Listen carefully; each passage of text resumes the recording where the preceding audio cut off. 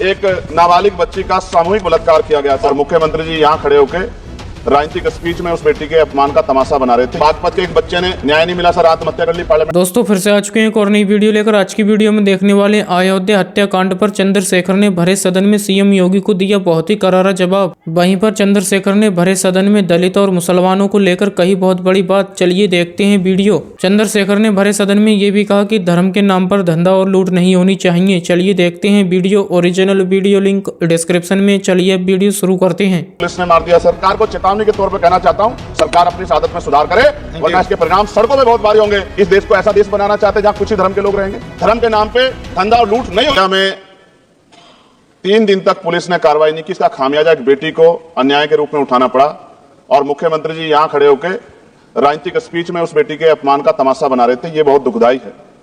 साथ साथ कुंभ में जिनकी जान गई उनको मैं श्रद्धांजलि देता हूं और मुख्यमंत्री जी को आपके माध्यम से कहता हूं कि वो सूची दे दे तो मुआवजा सब लोगों तक पहुंच जाए। बहुत अच्छी बात है। एक आईना सर मुझे दिखाना है देश भर की सरकारों को।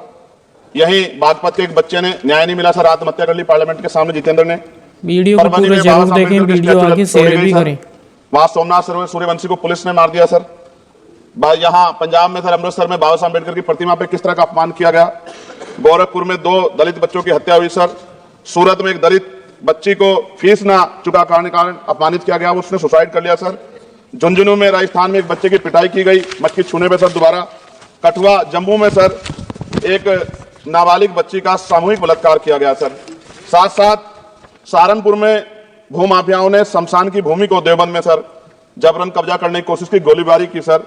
आजमगढ़ में सूरज की हत्या सर हो गई और पुलिस बचाने काम करे अपराधियों को सर। SC/ST को पहले जमीन मिलती थी पट्टों के रूप में, कई सरकार ने दी। उन जमीनों को पहले तो दबंगों ने कब्जा कर रखा और अब उन जमीनों को सरकार भी छीन रही है सर। शहर में रहने वालों को SC/ST को आवासीय पट्टे दिए जाने चाहिए। आजादी के 75 साल भी घर नहीं है, बाद भी SC/ST के बच्चों को जो स्कॉलरशिप दी जाती थी, केंद्र और राज्य का आपसे विवाद है कि 60% आप दोगे 40 हम देंगे। इस चक्कर में कई बार स्कॉलरशिप सब नहीं समय पहुंचती, मानसिक प्रताड़ना होती है, स्कूल परेशान करते हैं, कॉलेज। इसलिए मेरी राय है सर कि 0 बैलेंस में उन बच्चों का एडमिशन कराया जाए। जब सरकार कुछ करना चाहती तो बच्चों को फायदा हो जाए।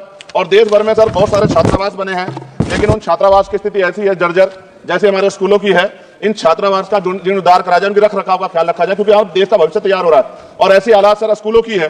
स्कूलों के हालात आप देश भर में, मैं उत्तर प्रदेश से आता हूं, जाके देखोगे नगीना क्षेत्र में सर अगर स्कूल गिर जाएगा किस दिन बहुत बड़ा हादसा हो जाएगा, कोई पूछने वाला नहीं है सर। बात ओबीसी समुदाय की जाए सर, ओबीसी समुदाय को वक्त आ गया है कि विधानसभा लोकसभा में आरक्षण जो है सर मिलना चाहिए, जो उनकी पर्याप्त संख्या यहाँ लोकसभा में और सभी स्टेटों की विधानसभा में आ पाए, जो सामाजिक समानता की दिशा में जरूरी कदम है। ओबीसी को भी SC/ST की तरह सर प्रमोशन रिजर्वेशन मिले। ओबीसी आरक्षण में जोड़ा गया सर असंवैधानिक है, क्रीमी लेयर उसको खत्म किया जाए। सरकारी स्वायत्त संस्थानों में भी सरकारी विभागों के समतुल्य पदों को चिन्हित किया जाए तथा उनकी समतुल्यता स्थापित की जाए, ताकि इन संस्थानों में कार्यरत ओबीसी कर्मचारियों के बच्चों को भी आरक्षण का लाभ मिल जाए। सर पत्रकार सुरक्षित नहीं है। पत्रकार मुकेश चंद्राकर की सर भ्रष्टाचार के खिलाफ आवाज उठाने में हत्या की गई सर। कौन पत्रकार ईमानदार से पत्रकारिता करेगा। किसानों को MSP की कोई लीगल गारंटी नहीं। एक बड़े किसान है दल्लेवाल जी, 69 दिन से सर जीवन और मौत के बीच आमरण अनशन पे है कि आप तक किसी दिन उनकी जान चले। सरकार को संज्ञान लेना चाहिए। सर माइनॉरिटी की बात करूंगा, धार्मिक आस्था की बात है, हम तो सभी का सम्मान करते हैं क्योंकि हमने शपथ ली है, हम संविधान को मानने वाले लोग हैं। लेकिन सर बड़ौत में भगवान आदित्यनाथ निर्वाण लड्डू पर्व के दौरान दुर्घटना हुई, 8 लोगों की जान चली गई, श्रद्धालुओं की 75 घायल है, सरकार ने संज्ञान नहीं लिया। अयोध्या की तरह उनको मुआवजा दे देते तो उनके मन में भी जो माइनॉरिटी है पीड़ा जो है वो खत्म हो जाती। न्यायालय द्वारा पारित आदेश के बावजूद जैन समाज को जैन महातीर्थ गिरनार जूनागढ़ गुजरात पे पूजा करने रोका जाए, उनके मौलिक अधिकार का उल्लंघन है सर। बरेली में सार्वजनिक रूप से हजरत पैगंबर मोहम्मद साहब के खिलाफ सार्वजनिक अपमानित गाने चलाए गए। क्या सर मुसलमानों की धार्मिक आस्था का सम्मान नहीं होना चाहिए? उनका भी तो आजादी में योगदान है।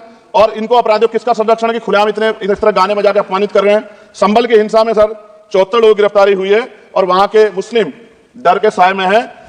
सरकार बेगुनाहों की गिरफ्तारी बंद करे। महाराष्ट्र में सर चंद्रपुर जिला पड़ता है, मैं अभी गया था, तालुका चिमूर में ताड़ोबा फॉरेस्ट में संग्रामगिरी पहाड़ पर बौद्ध स्थल है सर बहुत पुराना।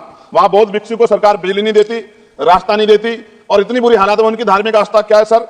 तथागत बुद्ध की ज्ञान स्थली होने के कारण बोध गया में बौद्ध धर्म के अनुयायियों के लिए जो बहुत महत्वपूर्ण स्थल है सर, इस स्थल पर अवैध कब्जा हटवाकर बौद्ध धर्म के अनुयायियों को सौंपा जाए। उनमें बड़ी चिंता है, देश विदेश से लोग आते हैं तो यहाँ हमारे देश की छवि भी खराब हो रही है। और अभी 12 फरवरी को सदगुरु रविदास जी महाराज की जयंती है और 14 अप्रैल को बाबा साहब अम्बेडकर की, 11 अप्रैल को राष्ट्रपिता ज्योतिबा फुले, इनको मानने वाले लोग नए कार्यक्रम करना चाहते हैं। अभी जिस विचार की सरकार है सर, वो तो कोई कार्यक्रम कर लें, लेकिन अगर ये कार्यक्रम करना चाहते हैं तो इनको कोई छूट नहीं है और नई परमिशन नहीं मिल रही। खत्म करूंगा सर, अंत में थोड़ा सा और रह गया सर, इसको खत्म करूंगा। लेकिन सर मैं जानना चाहता हूं, क्या सरकारी पैसे पे एक ही धर्म का अधिकार है? दूसरे धर्म के धार्मिक आयोजनों पे अभी कुंभ में 7,500 करोड़ रुपए खर्च किया आपने। आप रविदास जयंती पे कितना खर्च करेंगे?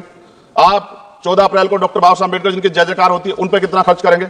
और उनके विचारों को आगे बढ़ाने के लिए आप क्या सहयोग करेंगे? ये सवाल बहुत बड़ा है।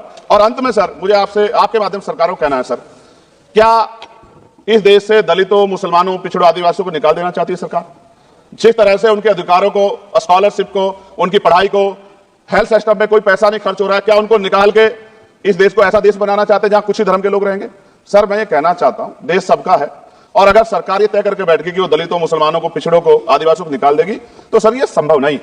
इतनी बड़ी आबादी है, हम अम्बेडकरवादी लोग उनके पक्ष में खड़े हैं, क्योंकि हमने शपथ ली है कि हम हर व्यक्ति का संरक्षण करेंगे। और मैं आपके माध्यम से सरकार को चेतावनी के तौर पर कहना चाहता हूं, सरकार अपनी इस आदत में सुधार करे, वरना इसके परिणाम सड़कों में बहुत भारी होंगे। अगर मुसलमानों को, दलितों को आप लोग निकालने के बारे में सोचोगे और उनकी धार्मिक आस्था का अपमान करोगे, तो ये हम लोग किसी कीमत पर बर्दाश्त नहीं करेंगे। कहना चाहता हूं कि सरकार सभी का ध्यान रखे और उनमें भी गरीबों का ज्यादा ध्यान रखे, क्योंकि सर अभी जेब कटाई हुई, 2800 रुपए का टिकट है सर इलाहाबाद का, 56,000 रुपए का था सर। मैंने मंत्री जी से कहा, तब जाकर उन्होंने संज्ञान लिया, तब आधे रेट हुए। इसलिए कह रहा हूं, धर्म के नाम पे धंधा और लूट नहीं होनी चाहिए सर, इसकी जिम्मेदारी सरकार की। चलिए वीडियो यहीं पर ख़त्म करते हैं। अगर आप भी ऐसी वीडियो देखना पसंद करते हैं तो हमारे चैनल को जरूर सब्सक्राइब करें, वीडियो लाइक करें, वीडियो को ज़्यादा से ज़्यादा शेयर करें। थैंक्स फॉर वॉचिंग और अपनी राय कमेंट में ज़रूर दें।